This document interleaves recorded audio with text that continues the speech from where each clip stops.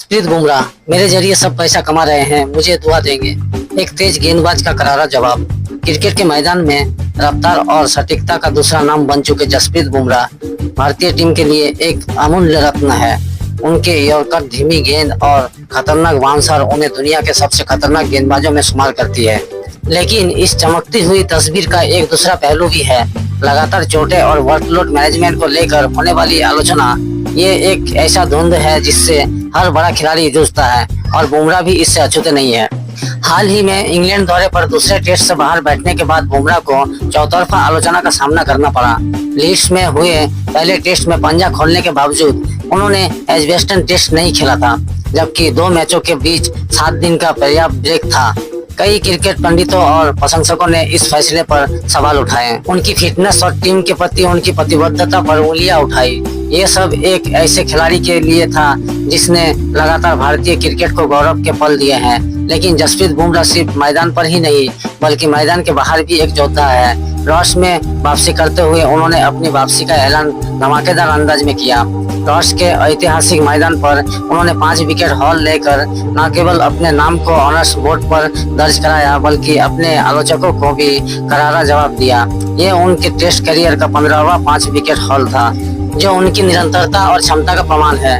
दूसरे दिन का खेल खत्म होने के बाद प्रेस कॉन्फ्रेंस में जब उनसे उनकी आलोचना के बारे में पूछा गया तो बुमराह का जवाब सीधा और बेबाक था। उनके शब्दों में एक गहरी भावना और एक खिलाड़ी की पीड़ा साफ झलक रही थी, जिसे लगातार जज किया जा रहा है। उन्होंने कहा, सब पैसा कमा रहे हैं मेरे जरिए, मुझे दुआ देंगे। जब तक जर्सी पहनी है तब तक लोग मुझे जज करेंगे। सचिन सर ने तो 200 टेस्ट खेले मगर उन्हें भी जज किया जाता है। ये शब्द केवल बुमराह के नहीं थे बल्कि हर उस खिलाड़ी के थे जिसे अपने प्रदर्शन और शरीर पर लगातार उठने वाले सवालों का सामना करना पड़ता है। उनका ये बयान एक मजबूत संदेश था कि खिलाड़ी भी इंसान है और उन्हें भी चोटों और आराम की जरूरत होती है।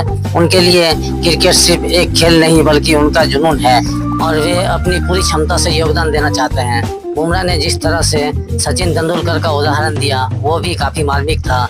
सचिन, जिन्हें क्रिकेट का भगवान कहा जाता है, जिन्होंने 200 टेस्ट मैच खेले, उन्हें भी अपने करियर के दौरान अनगिनत बार आलोचना का सामना करना पड़ा था। बुमराह ये कहकर बताना चाह रहे थे कि कोई भी खिलाड़ी चाहे वो कितना भी बड़ा क्यों ना हो, आलोचना से बच नहीं सकता। ये खेल का एक हिस्सा है और खिलाड़ी को इससे निपटना सीखना होता है। मैच की बात करें तो लास्ट टेस्ट में बुमराह के दमदार प्रदर्शन के बदौलत भारतीय टीम मेजबानों को 387 के स्कोर पर समेटने में सफल रही। उनके 5 विकेट हॉल में हैरी ब्रूक, बेन स्टोक्स और जो रूट जैसे बड़े खिलाड़ियों के विकेट शामिल थे, जिन्होंने इंग्लैंड की बल्लेबाजी की रीढ़ तोड़ दी थी।